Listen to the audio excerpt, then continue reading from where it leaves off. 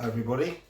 Well, here's a roundup of some of the good news stories that have come our way this week. We trust these will bless you, encourage you, and remember, every testimony of the goodness of God is a window into his character and his nature, and someone else's testimony can be your prophecy.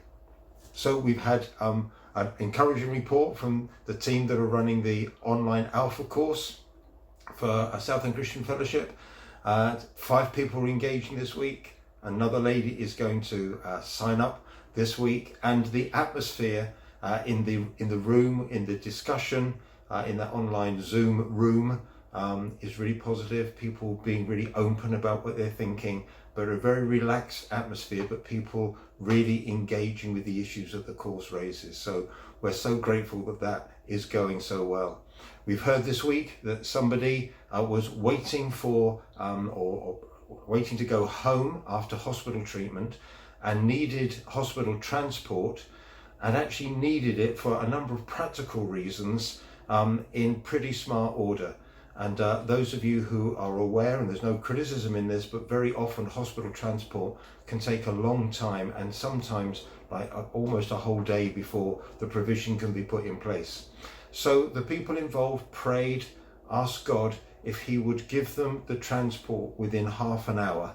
And 33 minutes later, apparently, the hospital transport arrived and everything went to plan, and the person was able to get home within the time frame that suited everybody involved in supporting this person getting back into their own house.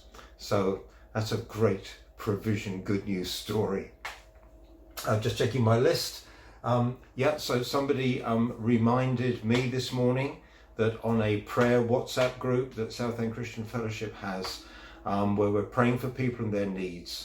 The last 3 people that we've prayed for in the last 6 weeks, all of whom had very serious illness conditions that required hospitalization, and in at least 2 of those cases, very unclear about what the outcome of the treatment and the need would be.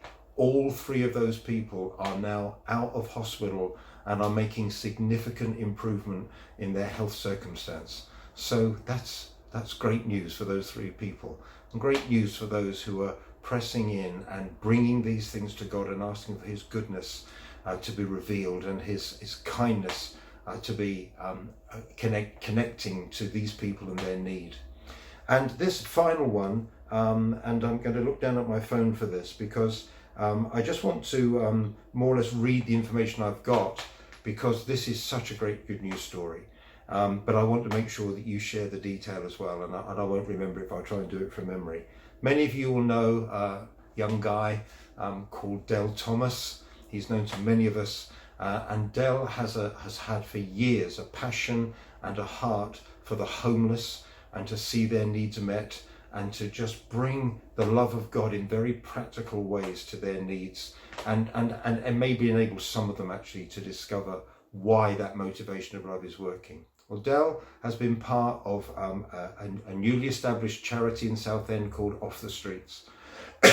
And they've had some great good news this week, and we just want to share that with as many people as possible.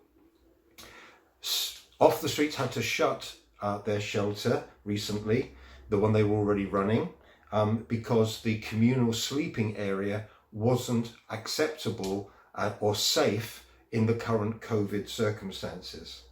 So about 8 weeks ago, they were considering the changes they would have to make, as the government had effectively decided that it doesn't want to return to traditional shelters, the sort of the communal dormitory type situation.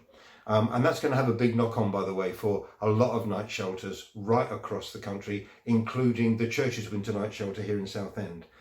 And so they worked with some of the rough sleepers that they knew, and they helped them clean up their B&B accommodation, which wasn't meeting the criteria either.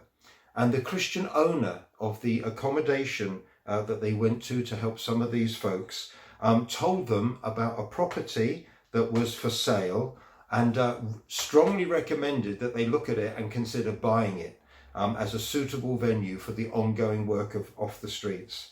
That was about 6 weeks ago.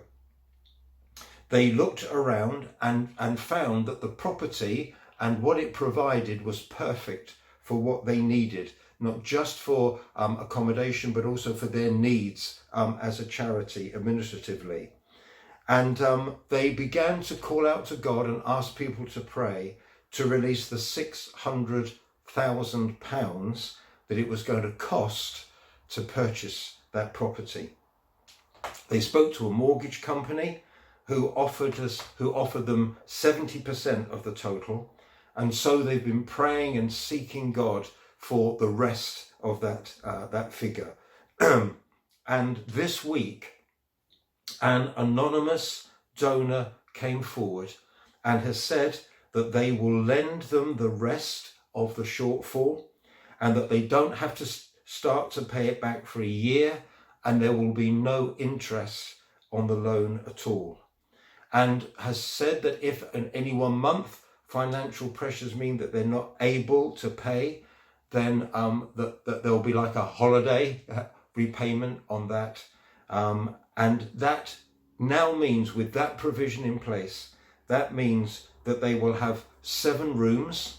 It will mean that they have an office, they will have a kitchen, they will have a dining room space and a garden area and a space for training and development, both of residents but also of people who are working voluntarily for the charity and its work.